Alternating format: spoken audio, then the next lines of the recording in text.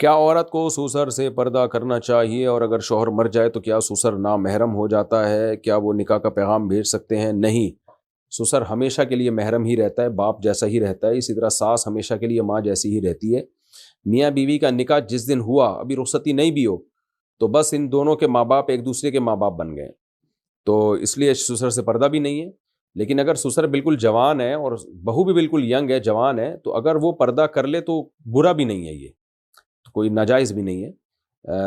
سعودیہ کے بعض علماء کا یہی فتویٰ ہے، اور اس زمانے میں جو حیا اور تقویٰ کے زیادہ قریب ہے وہ بھی یہی ہے۔ تو لیکن بہرحال شریعت میں فرض نہیں ہے، فتنے کے خوف کی وجہ سے یعنی کوئی کرے تو اچھی بات ہے، بہرحال فرض نہیں ہے۔ لیکن اس سے ہوتا یہ ہے کہ بعض بہویں بالکل ہی گھر میں خدمت نہیں کرنا چاہتی، تو وہ بھی سسر سے پردہ کر کے بیٹھ جاتی ہیں، تو یہ بھی غلط ہے کہ آپ پردے کو اپنی سستی کا ذریعہ بناؤ، یعنی سستی ہو اصل میں اس پہ لیول پردے کا لگا دو۔ تو بہرحال سسر ہے باپ کی جگہ ہی محرم ہے، نامحرم نہیں ہے، لہذا شرعاً اس سے پردہ واجب بہرحال نہیں ہے۔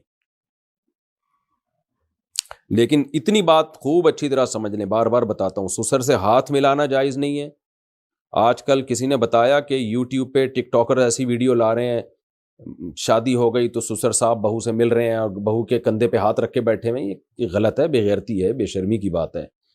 ٹھیک ہے، بیٹیوں کی طرح ہے، لیکن بہرحال سگی بیٹی تو نہیں ہے، تھوڑا سا ریزرو رہیں اس سے آپ۔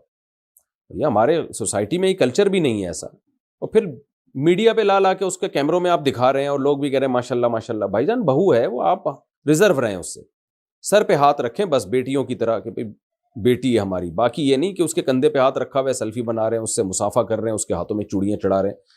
وہ شرم اور حیا بھی کوئی چیز ہوتی ہے؟